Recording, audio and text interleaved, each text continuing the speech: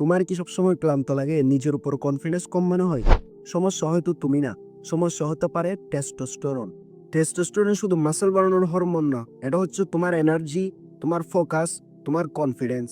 Testosterone কমে গেলে কি হয় জানো?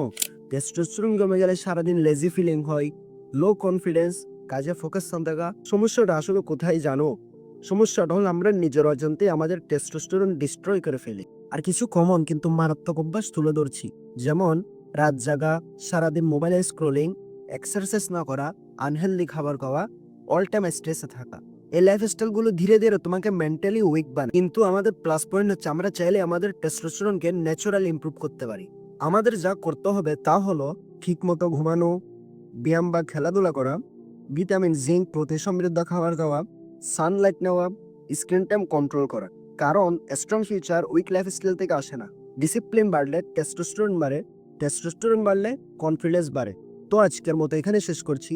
সাবস্ক্রাইব করে রাখতে পারো, আদারওয়াইজ এটা আমাদের শেষ সাক্ষাৎ। ফি আমানিল্লাহ।